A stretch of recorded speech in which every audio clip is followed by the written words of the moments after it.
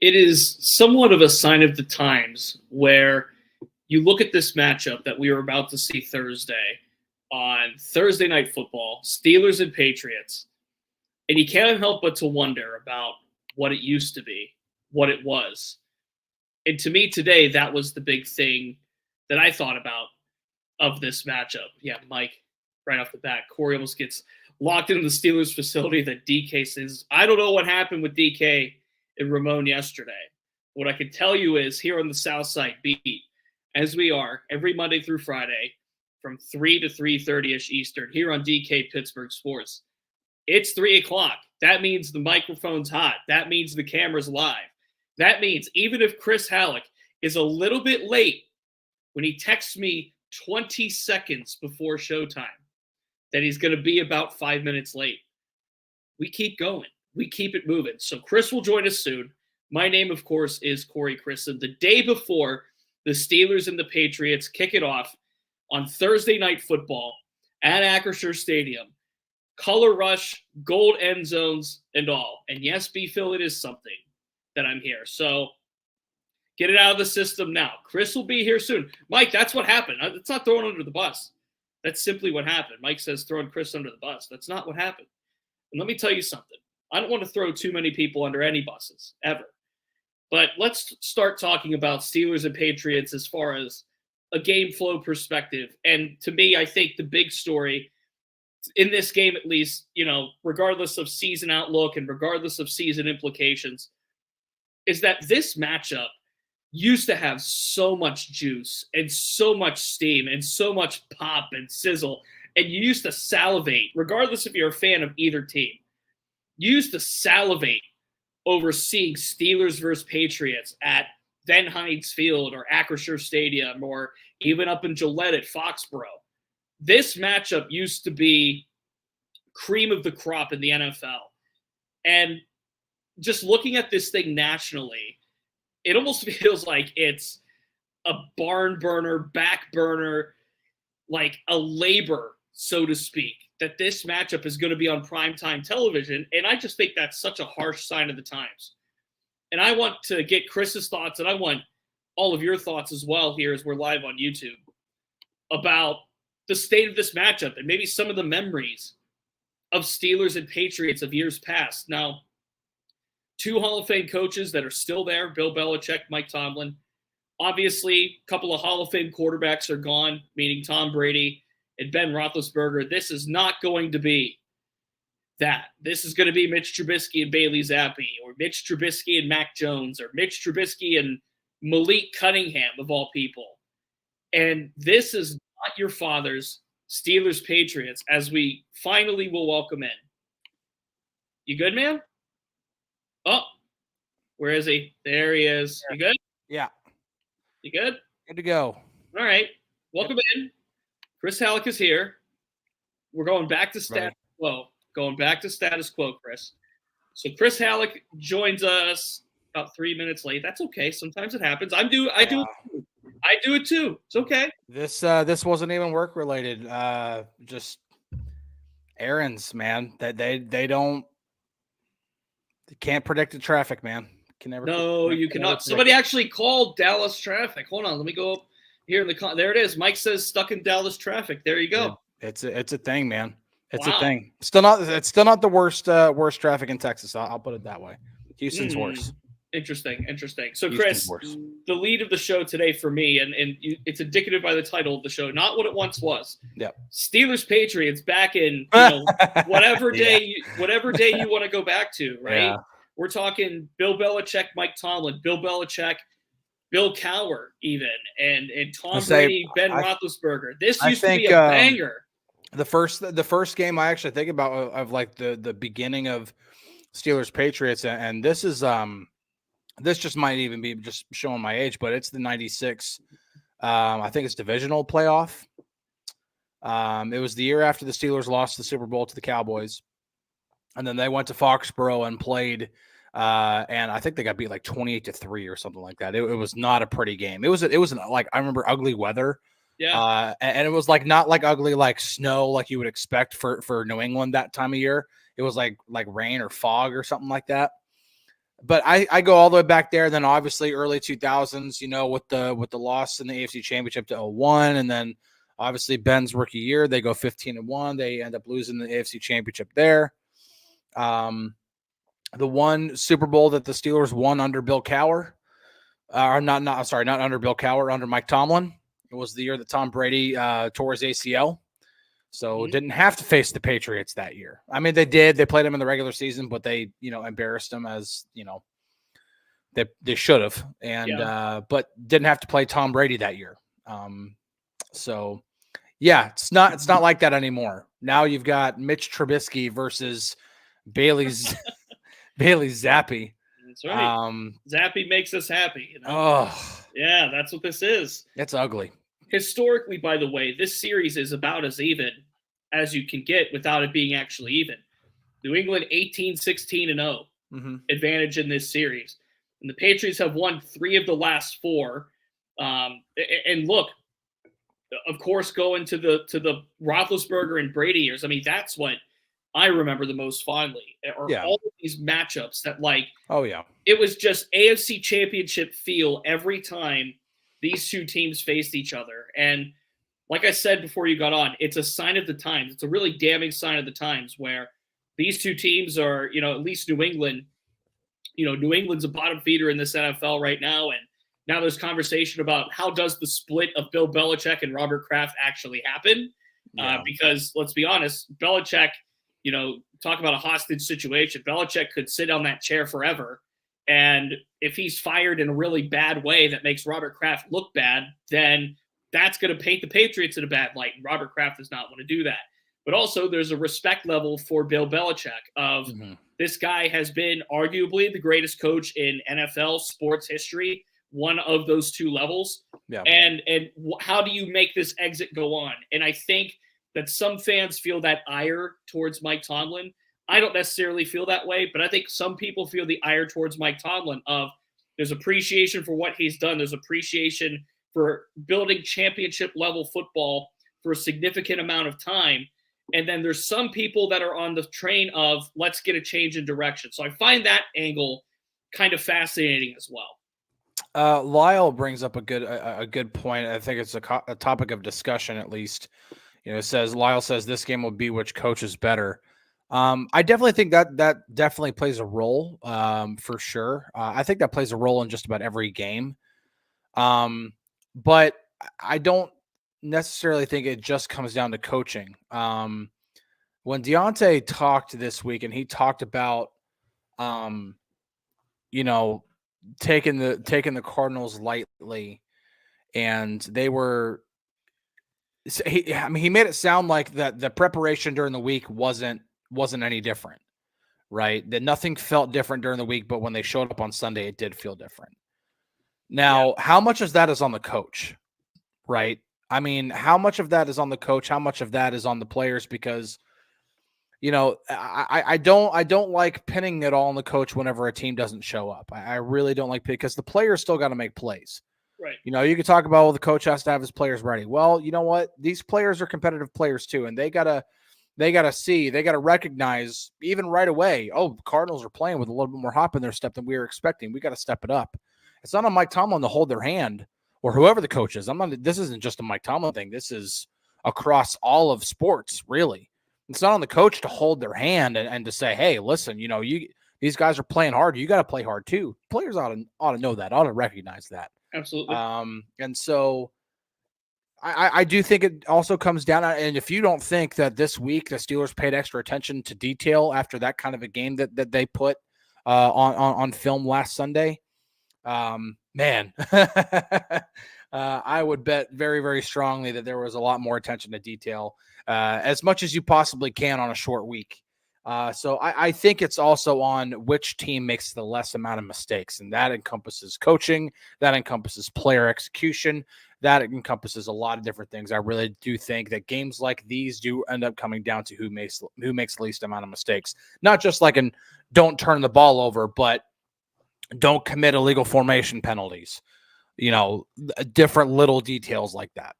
Yeah, don't do all the dumb procedural crap that they did on Sunday against the Cardinals. Now, limit your missed throws, limit your dropped passes. yeah, Don't fumble the football. Don't have your pass protection screwed up. Make sure you have your assignments right.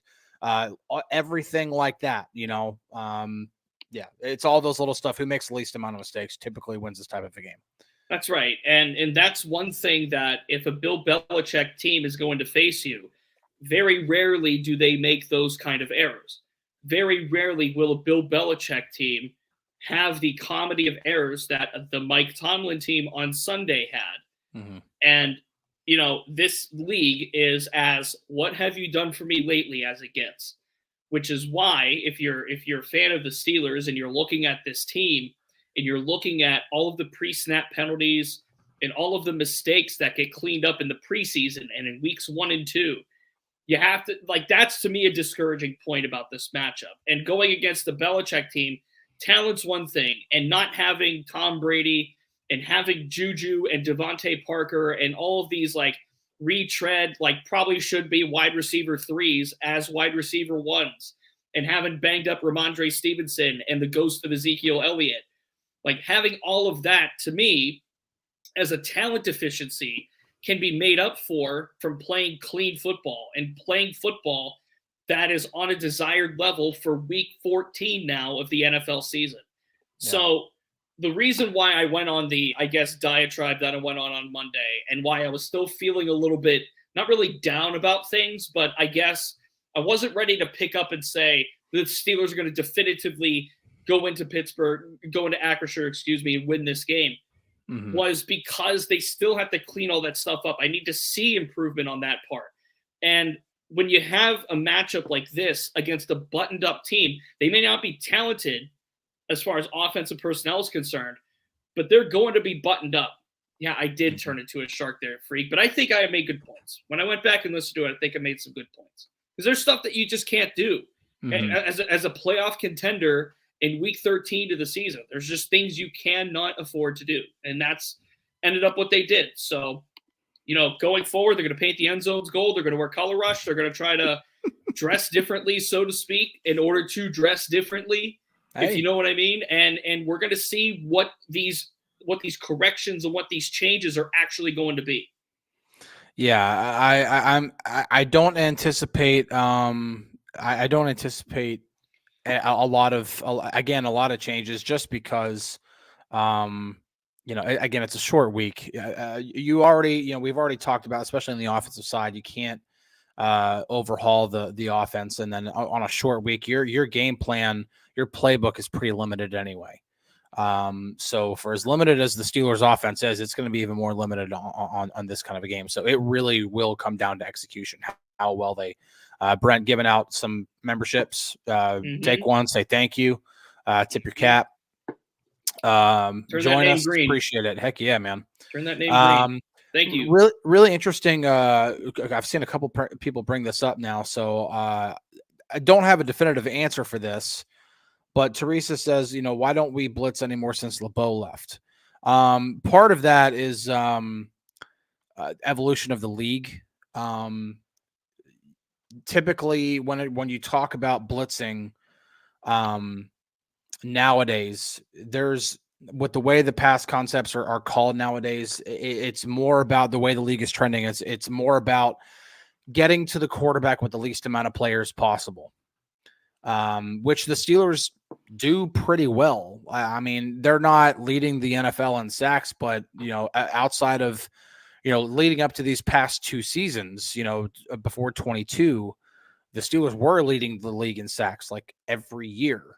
I do think that I'm not a fan of Terrell Austin's defense to be, overall. I don't think he's as bad of a coordinator as Matt Canada was.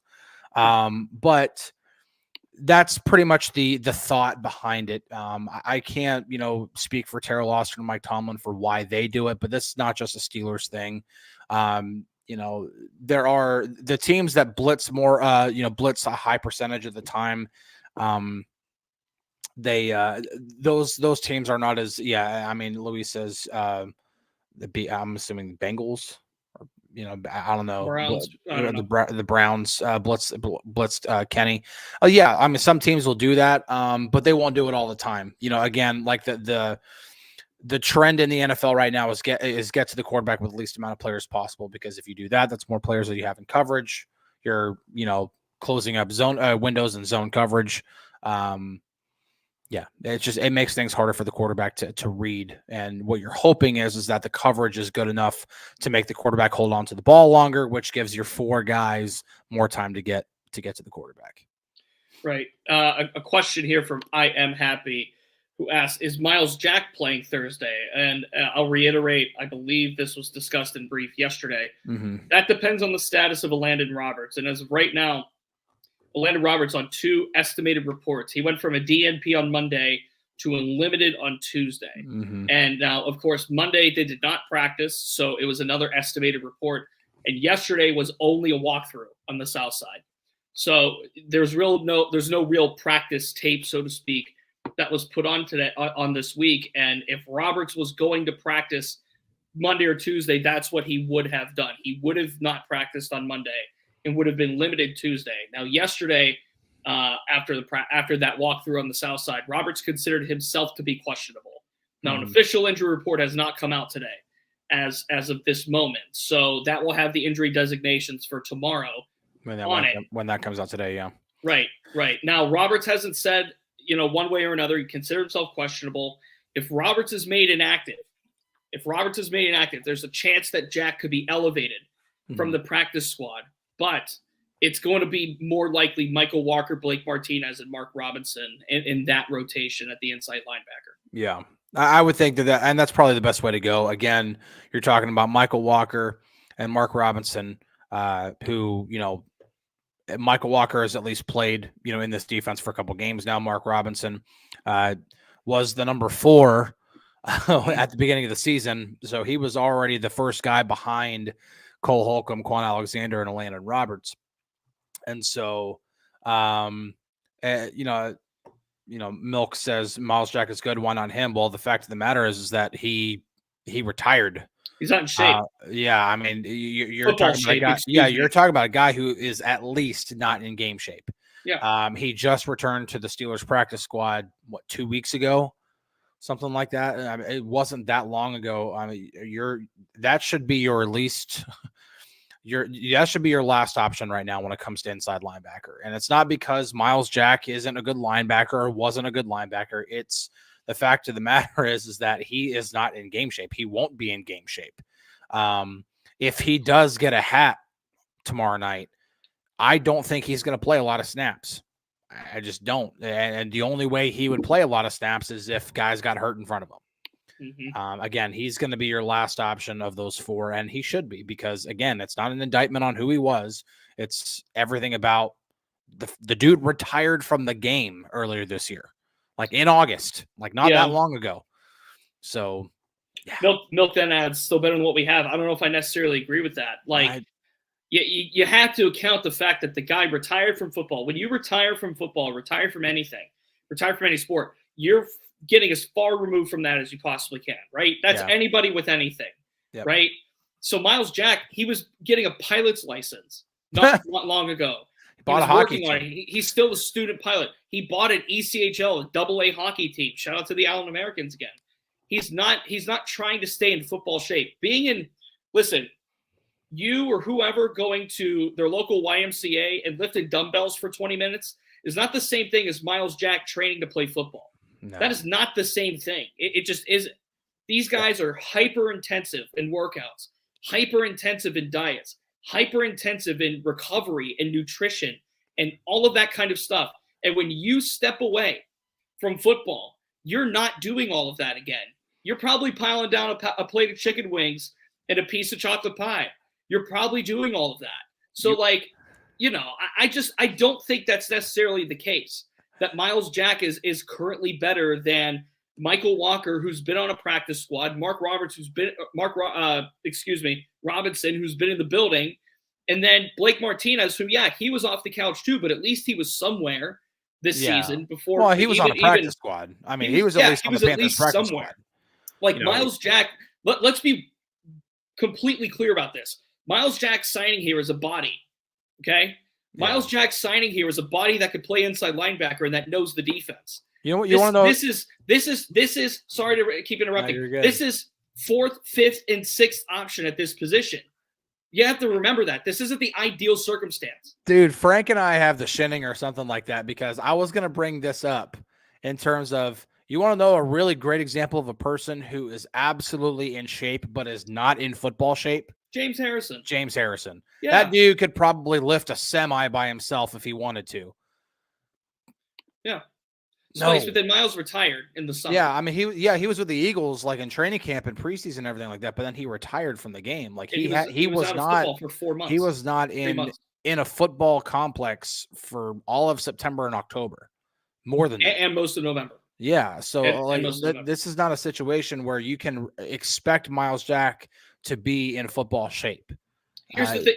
So Brian says Roberts with the groin isn't going to be that effective. Here's the thing. Here's the problem with that. They don't have a choice. You might be right, but they don't have a choice at this stage. That's true. There's no luxury anymore. Mike Tomlin called this a luxury back after Cole Holcomb got hurt.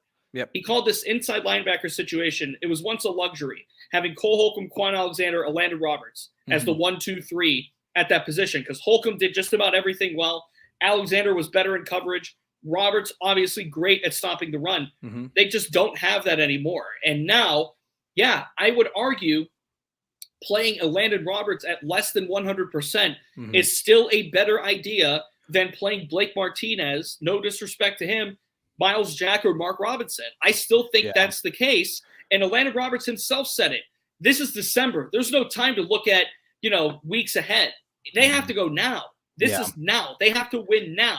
And maybe the urgency is spiked because of the damning loss they took on Sunday. But regardless, it's December. We're 5 months away. 5 weeks away from the season. No, not 5 more months. Yeah. We are 5 weeks away from the season ending. There is no wait. It's now. Yeah. If he can play, he's going to play. Steelers Freak brings this up. Robinson not understanding the playbook killed them. I actually think it's not about understanding the playbook. It's more about his play recognition is not good. The play on that 99-yard drive, that was really an indictment for me on Mark Robinson. I'm not trying to say one play defines him, but it's kind of an epitome of his game from what I see. And that it was the tight end screen that they did, or I don't know if it was a tight end, but it was a screen that they did on like 2nd and 17. It was after they had the holding penalty. They made it 2nd and 17, and they did a screen, but they did a play action first. They did a play action, and then they did the screen to the opposite side of the field. And when they did the play action, the fake handoff was done for about a whole second, which, by the way, that's an eternity on the football field. Yeah. A whole second went by, and he's still biting on the run. Ball's already out of the quarterback's hands. You got to recognize like a lot quicker than that. Oh, crap, he didn't hand it off. I got to get back over here.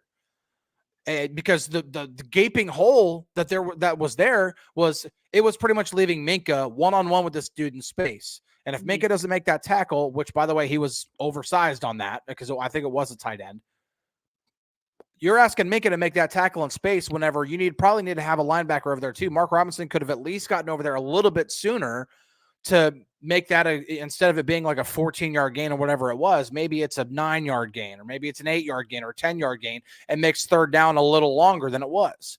You got to be able to recognize plays faster, and he just doesn't do that. Then to go along with the fact that he is a heat-seeking missile, but it's not a guided heat-seeking missile. I mean, there's 11 warm bodies on the other side of the ball, and he's just looking to hit one of them. He's not looking necessarily to hit the right guy. He's just looking to hit a guy, and that happens too often. It's not an indictment on Robinson. He can be good in spurts, but overall play, it's lacking. And I think the Steelers doing what they've done. I mean, again, going into the season, the depth chart was Cole Holcomb, then Landon Roberts and Quan Alexander were kind of 2A, 2B, and then it was Mark Robinson. Well, all three of those guys who are ahead of him are like not, if Landon Roberts can't play, all three of those guys are out. Mark Robinson's not the top guy right now. Michael Walker is. And I would probably even say Blake Martinez is ahead of him now. That just goes to show you what the Steelers think about Mark Robinson, and the tape tells you why. Yeah, and again, this is not the ideal circumstance that nobody can plan for. You can't plan for this kind of thing to happen when you have 2 of your starters out for the season and then the third one banged up going into a pivotal game against an AFC opponent. Somebody asked, here it was.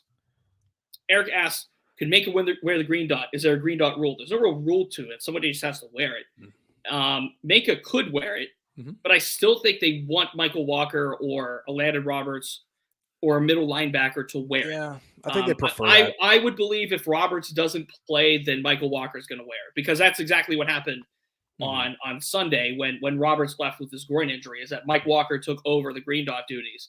And again, not a situation you can plan for, prepare for, or anticipate. Something freak that happens. It's a very low percentage chance of this kind of thing happening. And Steelers Freak says it. The inside linebackers were a bright spot, and it was an upgrade. The roster overhaul from Omar Khan worked. Yeah, all of those pieces worked. It was a collectively better unit. I don't know metric-wise how much better, so to speak, but it was certainly better. No, it wasn't. It was last year. It wasn't like, oh, that's one of the best linebacking cores in the league now, but it was I would say a significant improvement over what they had last year. It was just, and really what the Steelers needed, they didn't need it to be the heart and soul of the defense. That's not where the NFL is nowadays. They just needed that group to be better, and it was better because you expected your defensive front to handle their duties. Well, guess what? Cam Hayward has been out for a good, very, very big chunk of the season. Mon Adams, got a little bit better, but still is not like you're like, oh my God, he's a monster inside. Keanu Benton has done everything he can to get better and better, and has looked really good as a rookie, but he's not quite on that level yet. He's not Cam Hayward when Cam Hayward is really when Cam's really going. He's not on Hayward's level, but he's still been really good this year. No, he has, and I don't want to take anything away from Keanu Benton. Keanu Benton has been a wonderful addition and looks to be a really, really good pick in the second round. Kind of proven a lot of people wrong because I think even coming out of the Senior Bowl and even coming out of the Combine, some people were still kind of thinking of him as like a third rounder, and the Steelers took him in the second round, and it's looking like it's a good one. Yeah, and I mean, Jim says it here. They were starting to come together as a unit when injuries hit. Statistically, again, they don't allow a lot of points, but they allow quite a bit of yards. And at some point when you have as many injuries as they have, I mean, Mika's playing with a broken hand, for God's sake.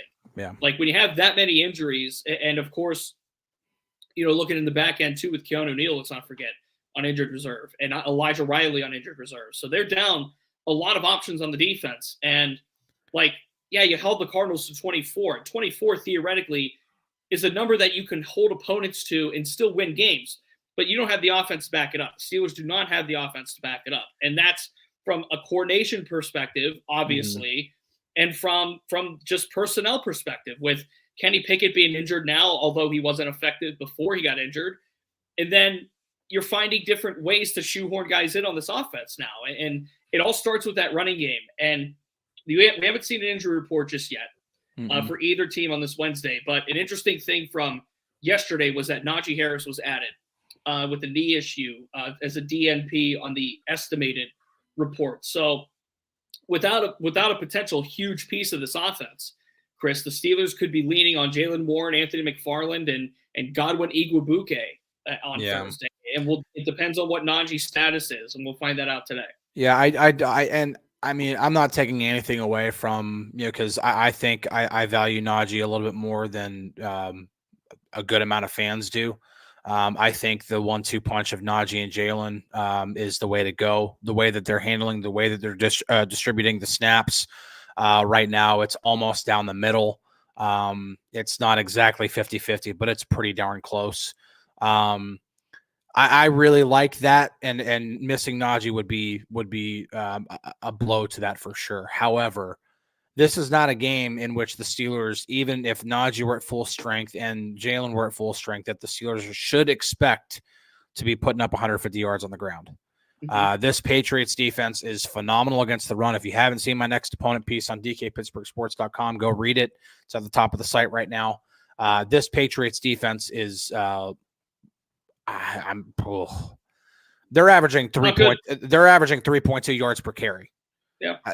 You're not going to run the ball on them. And if it is, they're going to be the first team this year to really do it. Like really. I mean, they held Austin Eckler to 18 yards on 14 carries last week. Yep. Like they can stifle teams in terms of being able to run the ball. So how do the Steelers move the ball tomorrow night? It's going to have to be through the air. And this Patriots secondary can be thrown on. Now, some people might be like, well, they're ranked 16th in pass defense. Well, that's true. However, if you kind of go, past and you look at some of the metrics, some of the analytics there, their EPA, expected points added on pass plays, is fourth worst in the NFL. That might mean that they've been a little fortunate too. They've had some receivers on the other side of the ball drop some passes. They've had some quarterbacks who have had receivers open who have missed and missed some throws. That's what I'm saying. This really is going to come down to execution, to minimizing mistakes. When you have George Pickens running a slant over the middle and he's wide open, hit him. Yep. When Deontay, breaks out of a route and he's wide open, catch it. When Connor Hayward or Pat Freiermuth is running a seam down the middle and he's open, Mitch has got to hit him. These are the times where you're going to be able to have opportunities. There should be opportunities through the air. They're going to have to execute. Again, it's not like a terrible pass defense. It's not like the Steelers should expect to go off for 350 yards and 4 touchdowns, but they should be able to move the ball through the air a little bit. It should not take, and again, all they might need to win this game is 10 to 13 points. That might be all they need because the Patriots are that bad on the other side of the ball. It's a very low over-under, I'll say that much. A couple of quick hits before we get out of here, and you all have been awesome today. Mark asks, 50-year option for Najee or too soon to ask? I think it's too soon to ask. Ooh, I think around this time, I mean, we're in year 4 of this. I think this time next year. They got to make a decision this offseason. Oh, that's true. They got to make a decision this offseason, so it's not too soon. At this time next year, we'll be reflecting on this decision and this question, I think, though. Like, whether they do it or not. Reflecting on it, yeah. Yeah, we'll be reflecting on it. Is it too soon to ask? Probably not, I guess. But I also think that you have to look at where the money's going to go, and you have to look at options on the market. Yeah, you have to look at options on the market. You have to look at exactly who the Steelers could get, because I wouldn't anticipate Anthony McFarland, Godwin Igwebuike come back. Like, I think Jalen Ward's pretty safely going to be here again with one more year left on his deal. So, it's not really too soon to ask from that standpoint. But again, I think a year from now, we're going to be looking at this time saying, what if they did or what if they didn't? And another real quick one from I Am Happy while Chris looks that up. I'm trying to find it. And Spot Track didn't have what the value of the fifth year option would be. I Am Happy asks, was Nick Herbig playing inside linebacker Sunday? No, he was not. And Tara Lawson is very, very, very, very much on the side of he is not going to play inside linebacker. Mm-hmm. That is the very, very last resort option because, number one, they like him better as an edge rusher. They've said they've been consistent with this. They like Nick Herbig on the edge, and he's going to get some big snaps coming up throughout these next few weeks as the depth option, obviously behind TJ Watt and Alex Highsmith. So they like Herbig there, number one. Number two, and Austin said this on Tuesday, you don't want a rookie in the position that he's in when he hasn't been in the middle of the defense all season to step in and all of a sudden become some kind of signal caller or have to make those kind of adjustments on the defense. Playing standing off the ball linebacker versus being a pass rusher are two totally different things. It's not a plug and play situation. They would have to coach up Herbig substantially if they were going to put him on the inside. So that's not going to happen right now, and it's not going to happen unless they run out of bodies. Like, that's the only way it will happen, is if they run out of bodies. Austin did say he likes the athleticism. He thinks he can do it.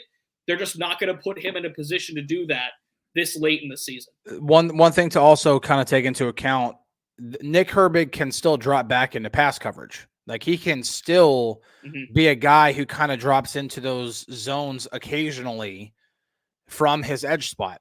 For example, the first third down that the Cardinals converted when the Steelers went into a Tampa 2 defense, one of the guys who was playing underneath in those zones underneath was Alex Highsmith. He actually dropped back into that. So Nick Herbig could be in that same position and still kind of drop back into coverage, and that athleticism could come through, but it's through something that's already being coached, that's already part of the defensive playbook. That's already part of how they're scheming certain guys to do certain things. But in terms of making him a true off-ball linebacker, he's not been coached that way. The Steelers have not handled him that way. Trying to do a position change like that at this point in the season is not going to happen. A little bit of coin asked, Jalen has 2 more years on his contract. No, this is only his 2nd year. He actually only has 1 more year. Yeah, that's because, just really quick to kind of break it down for anybody who kind of doesn't understand, doesn't know. First round picks, it's 4 years plus a 5th round option. All other draft picks, it's 4 years. For undrafted free agents that are signed, it's 3 years. Yeah. So now after those 4 years, and then after those 3 years, wait, is it 4? I can't remember how many years you have to file for free agency. We're both getting our years mixed up because I was 1 year off on Najee for some reason. Yeah. So first round picks, it's 4 years plus the 5th year option. Then all other draft picks, it's 4 years. And then undrafted free agent signings are 3 years. But he will be a restricted free agent after signing. So the Steelers will have the option, if they don't sign him to an extension, to match any other team that tries to offer him. And there are different ways that you can kind of tag him or whatever whenever he becomes a restricted free agent. Either way, the Steelers still have the capability of keeping him even after his 3 years run out and they don't give him an extension. So it is possible to do that instead of having to go full blown. We have to give him an extension. Yep. All right. Well, we're on to game day. Tomorrow's game day. We'll have a show at 3:00, just as we always do. Before I head over to the stadium, we'll do picks. We'll do all that fun stuff tomorrow. Yeah. We'll talk more about the game, obviously. We'll answer your questions as we have been. You guys all brought it today, and we greatly appreciate it. You listening live here on DK Pittsburgh Sports on YouTube. DK and Ramon coming up in about 25 minutes on this same channel where you found this. And stay tuned for more on the DKPittsburghSports.com feed. Chris has next opponent out already. There is a 2-minute and 30 long response from Bill Belichick on TJ Watt that is in our feed. And guess what? He gave a second response that was 2:40. So over 5 minutes of content from Bill Belichick talking about TJ Watt, which is more than, jokingly, I say, of course, longer than just about any other press conference he's ever given. I was going to say that might have been the entire press conference. Everything else might have been yes, no, bah humbug. Just we're on to the Patriots. Tomorrow's game day. We'll have all the previews for you here. Stay tuned for DK and Ramon coming up. He's Chris Halicke, and I'm Corey Chris, and this has been the Southside Beat on a Wednesday, December 6th, 2023. Cheers, everybody. Have a good night. Thank you.